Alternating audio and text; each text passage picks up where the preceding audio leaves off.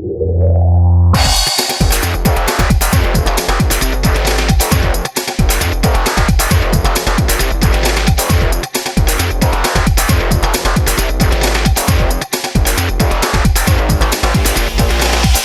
evening, ladies and gentlemen. HarlequinCoHO here, and I've got another great Newbie Tuesday 1 vs 1 match for you on the map Saint-Mer Dumont. Now, Newbie Tuesdays, if you're not familiar with this is where I just take a look at regular players who submit me replays, and we just take a look at who they are and what they're doing, compliment the things they do right, criticize the things they do wrong, and just hopefully we all become better players just by seeing how normal people are playing instead of top-tier ladders. And by the way, I want to take just a sidestep for a sec and just talk about how I pick replays, because a lot of people ask me, oh, are you going to cast my game, and did you get the game I sent? And the truth is I get way more replays in a given week than I can ever cast. On a great week, I can pump out like 14 or 15 games, but really I get like 100 or 200 replays. So the things that help me out the most is, first off, I don't really go through them in order because I don't just put random games up. I try to keep the variety changing. So one day I'm looking for an airborne player, the next day I'm looking for a defense player, or a 3 vs 3, or a top tier player, or something like that. So kind of what I'm looking for each day changes seemingly randomly.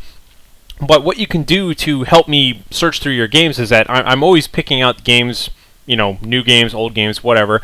So as long as you include a good description, like include the kinds of commanders that were there, and the size of the game, and maybe a quick description about what happened or why it was interesting, that helps me, because later on I might think, oh, I really wish there was a game that had a lot of howitzers. Okay, let me look through the descriptions for that sort of thing. So that's what you can do to help me out the most. But big thank you to everybody who sent out replays and that sort of thing, because I've watched them all, and they're great games, and I really wish I had time to cast them all. But just because I didn't cast it doesn't mean I didn't appreciate it. So super huge thank you to everybody, and keep sending in replays. So let's get on to this Newbie Tuesday game. I'm going to unpause it and we'll take a look. I randomized the starting positions, and up here in the north we have DocNiko, who is going to be our intrepid infantry commander, and down here in the south we have MysticEyeIII, who's going to be our blitzkrieg commander. So let me take a quick look here at MysticEye, and we'll see that he does have infantry pillage, flares, rocket barrage, and heavy armor support. I think those are all great abilities, more or less.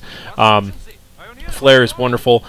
You know, sometimes I want to see stormtroopers, but it depends. Now let's take a look here at Doc, because I do like what he's doing right off the bat here. So DocNiko, he's got rifles and 20% capture speed. Those are all great things to have for engineers. You can see he's stabbing out of his base right now, and he's going right for the center, and he has not built a barracks. So I can only assume he was going to throw down a forward barracks. However, he doesn't have the forward barracks ability here, so he's probably just going to manually construct a forward barracks. That's cool. I think he's going to probably get use out of all of these abilities here. So, you know, usually when I see players do this sort of thing, they use the forward barracks ability and actually just instantly plop it down as soon as they're done. But this is a little slower, but that's fine. So let's take a look at his abilities here. He does have camouflage, engineer rifleman, ranger reinforcements, infantry attrition, and off-map reinforcements. So this is the super aggressive reinforcements and infantry attrition style of play, perhaps, that we will be seeing here. So really just kind of normal looking capture procedures for everybody. You can see MysticEye, I'm just going to call him MysticEye, is just capping away here, getting his points. At some point he's going to want to go back and get this. You can see that it looks like DocNiko has got, level 2 elite engineers. I can't remember what they do at level 2 because they recently swapped all the points around. What with the December 15th patch, if you'd like to see the patch notes, I do have an informational video about that. But you can tell already that they have carabiner rifles. They sort of have the rifles that airborne have. So they're a little bit more effective in close combat. I know at high levels they have elite armor and Browning automatic rifles and can throw hand grenades and all sorts of cool stuff like that. So, by the way, pioneers for MysticEye have got the 8% health increase. I like to try and point that stuff out as the game progresses. And here's a nice little thing. So first off, he did get the barracks up while I've been kind of poking around and looking at everything. So he picked this building for a barracks. That's cool. Either one of these buildings is pretty good.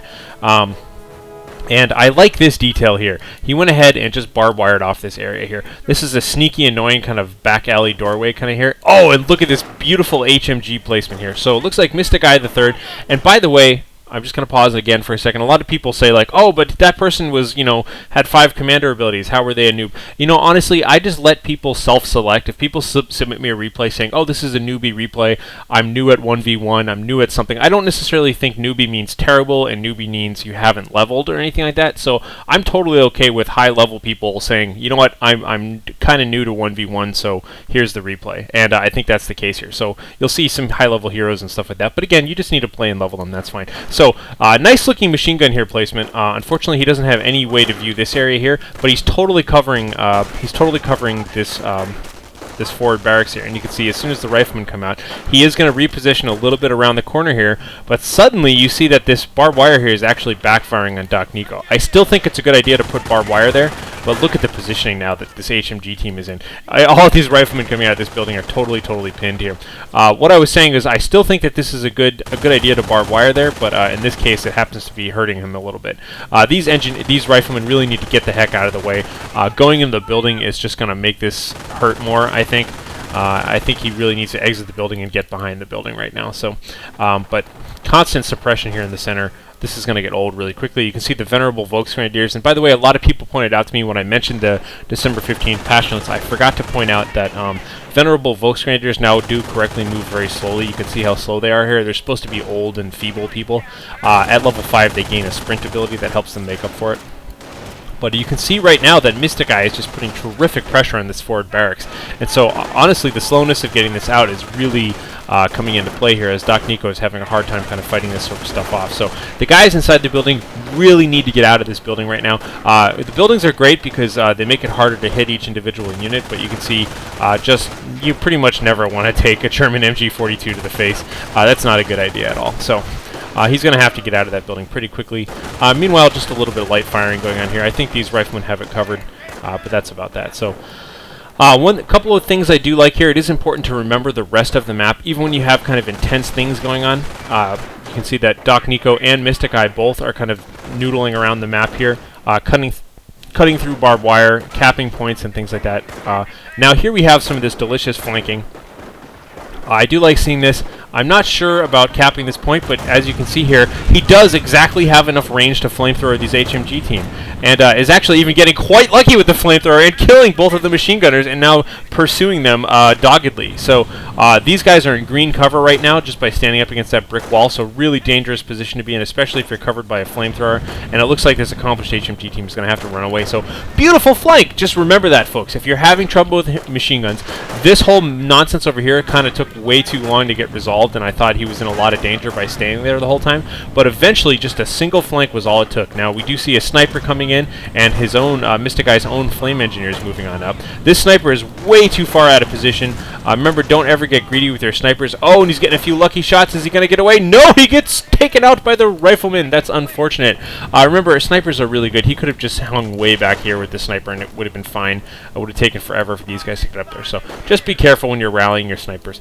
Looks like these Venerable Volksgrenadiers maybe tried capping here. I don't know how they retreated that far away, how they got all the way up there. Who knows? Oh, I know what happened. They probably built this wire and then wired themselves out by accident and were probably stuck on this side and then ended up retreating. But notice now he has reversed the wire in this situation. Now it's really difficult for the northern player, for DocNiko, to get into this area. So he's kind of turned that around on him. I like that little detail. Meanwhile, continuing to pump infantry like you'd expect any self-respecting infantry commander to do. Let's take a look at his army right now. You'll see he has 3 infantry squads and 3 engineers. I think the only reason he spent money on that extra engineer is because it took him a little while to get that first barracks up and that sort of thing. And now he has central control. Always important to remember what wins you the game, and he has been kind of putting off capping this rear point here. I like that he has it under control, but he hasn't actually capped it yet. And now we see some camo ability being used here on these engineers. So it looks like he's using them on the elite engineers, not a bad choice, but it's also good to use them on the flamethrower engineers. So once again, accomplished HMG team coming back into play.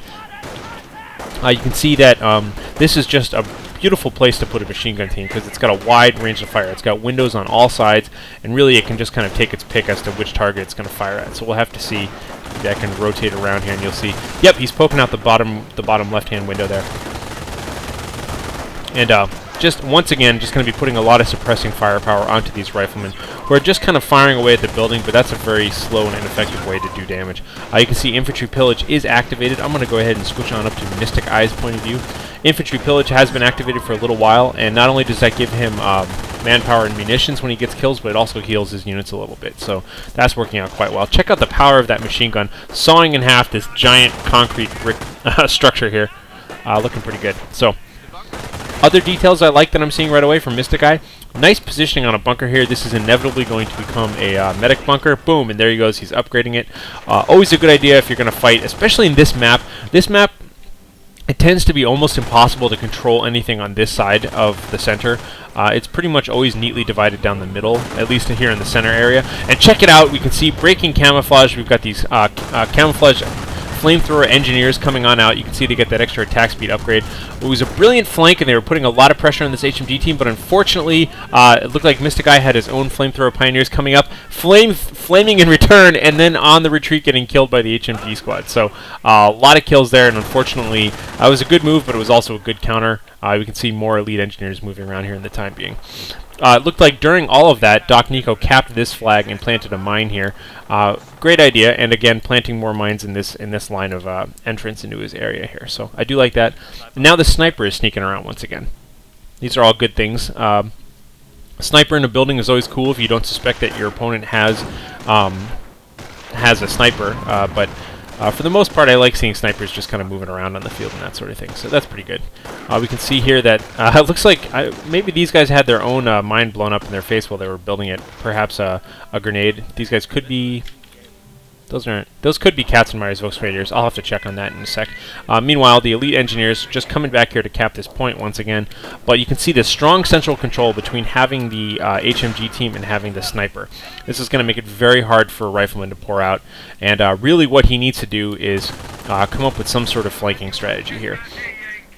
There's almost no way to attack this with a bunch of infantry without taking a lot of casualties. You can certainly do it with tons and tons of infantry, but you definitely want to try and avoid casualties there. So flamethrower engineers doing a good job defending this flank, because anybody who comes in here has to kind of nestle around, and you can see there's kind of green cover in there and whatnot. So this fire is a very well defended area to protect that fuel point.